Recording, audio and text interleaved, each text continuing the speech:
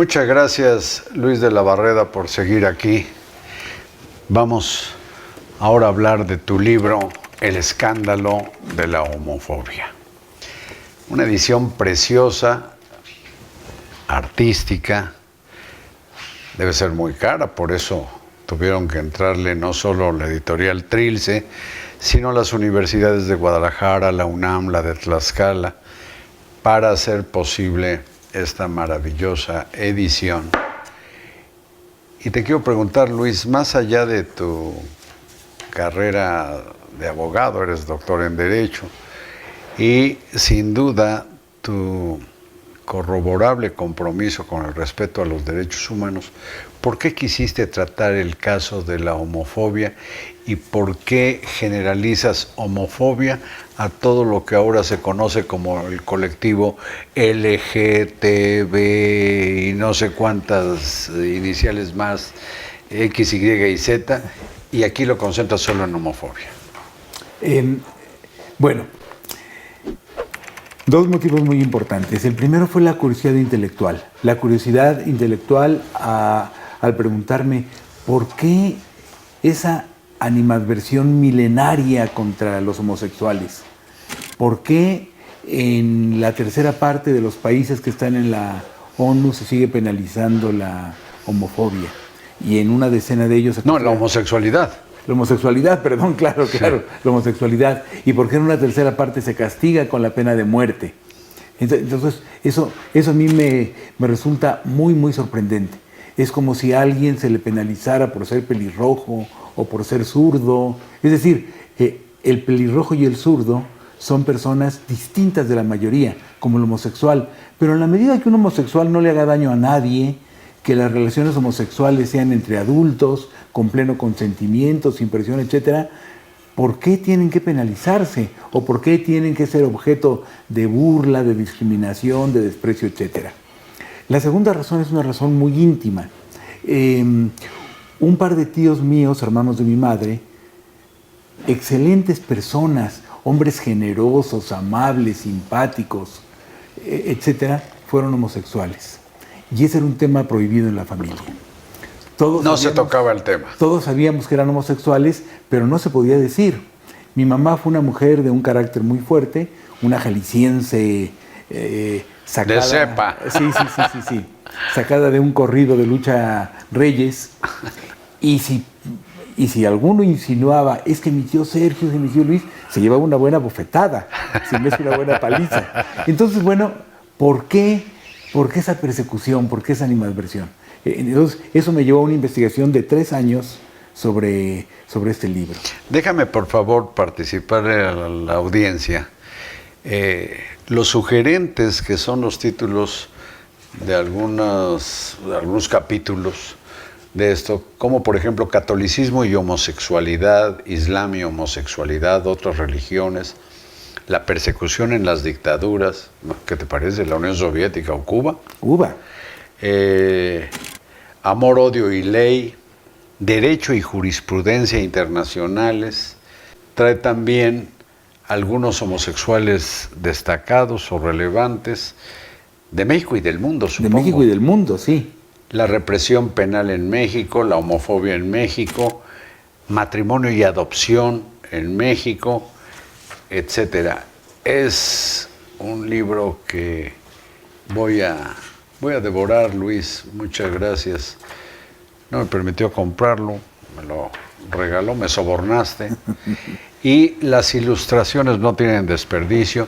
Incluye un dibujo de ese gran cineasta ruso, Eisenstein, dedicado a un escritor mexicano, que fue... Al poeta mexicano Elías Nandino. Imagínense, de Eisenstein. Bueno, y aquí hay personalidades como las que, por cierto, pues tú has tratado en tu vida, sobre todo en tu carrera profesional. Uno de ellos, por cierto, Armando Manzanero.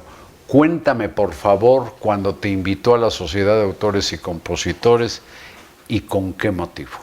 Armando Manzanero me llamó para pedirme una reunión con el Comité Ejecutivo de la Sociedad de Compositores y me preguntaron que si Felipe Gil, que era del comité ejecutivo, tenía derecho a ir vestido de mujer y a a exigir que su personificador llevara un nombre femenino y a entrar al baño de mujeres. Entonces, bueno, tenía derecho a lo que no afectaba a los demás. Tenía derecho a vestirse de mujer, a ser llamado como mujer. Entrar al baño de mujer y esto es otra cosa. Y alguno de los miembros del comité dijo, bueno, a doña Panchita no le gustaría que entrara al baño de mujeres. No, y tiene razón. Él no se siente a gusto en el baño de los hombres y las mujeres en una proporción importante no estarán a gusto de que él entre al baño de mujeres. No, pónganle su baño aparte. Los derechos humanos son como aquel anuncio del whisky, ¿te acuerdas? Se ve caro, lo es. Parece caro, lo es. Parece caro, lo es. Parece caro, lo es. Los derechos humanos son caros, pero bueno, son un gran avance civilizatorio. Pero fíjate qué interesante la anécdota que cuentas a propósito de Felipe Gil, porque recientemente alguien decía a propósito de alguna competencia en que un transexual o una transexual que había sido varón compitió y ganó.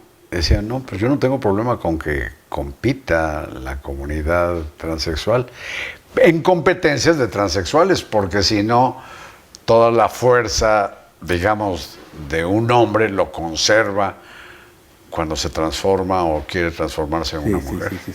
Bueno, primero quiero aclarar que este episodio de Carlos Manzanero no viene en el libro porque es un asunto de transexualidad. Sí. Pero ¿qué pasa si un transexual quiere competir en competencias de mujeres? ¿Qué pasa si el Canelo Álvarez dijera, es que ya descubrí que yo soy mujer, entonces quiero pelear con pesos completos, pero femeninos? Pues que el primer golpe mataría a una mujer. Entonces, eso da ventaja. Hay una nadadora norteamericana que ganaba, transexual, que ganaba todas las competencias, había sido hombre, su pubertad y su adolescencia transcurrieron cuando era hombre, antes de que se sometiera a un tratamiento hormonal, y entonces ganaba todas las competencias y hubo una protesta de los padres de las demás competidoras, ¿no? Porque hay una cosa, el sexo no se puede cambiar, se puede cambiar la apariencia de ciertas partes del cuerpo. El sexo lo llevamos inscrito. Si yo me asumo perro, no me van a obligadamente vacunar contra la rabia, ¿o sí? Lo que sí cuento ahí sobre esto es de un gran psicólogo canadiense a quien le llevaban niños, los padres le llevaban niños, porque hay una idea de que mientras más pronto se haga el proceso de transición, entre comillas, al otro sexo, es mejor. Entonces hay un gran psicólogo canadiense al que le llevaban niños para que empezara con el proceso. Y este psicólogo decía, no, hay que darles un tratamiento psicológico. Si tu hijo chiquito, si tu hijo niño te dice que es perro, no le vas a ir a comprar croquetas. Entonces él trató como a 500 niños y en el 80% de los casos, los niños quisieron seguir con su sexo biológico. Y en el 20% restante, este gran psicólogo dijo, cuando crezcan que hagan con su cuerpo lo que quieran, cuando sean mayores de edad. Es todo un tema. En México, por cierto, donde hay tanta homofobia, hay lugares de la República, como en Oaxaca, donde las familias celebran tener a un hijo que le llaman mushe. Pero lo menciono en el libro. Lo mencionas. Sí.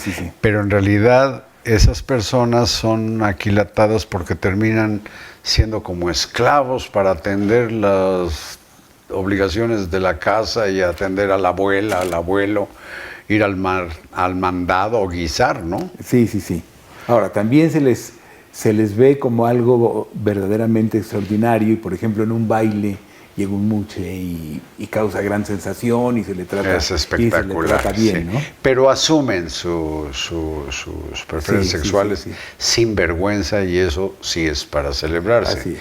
Ahora, ¿qué piensas de lo que está haciendo ese movimiento para renombrar o inventar términos cuando no se quiere referir a hombres o mujeres. Por ejemplo, dicen no amiga o amigo, sino amigue.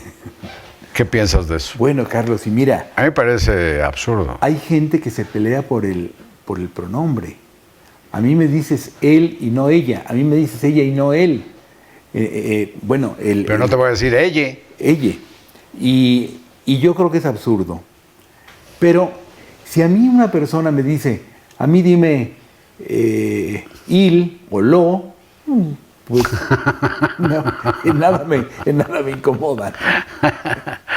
Bueno, como ven, es un gran tema y habla aquí no solo del asunto, miren lo que es la persecución en Rusia y en lo que fue la Unión Soviética, lo que fue en Cuba, la persecución a la comunidad gay.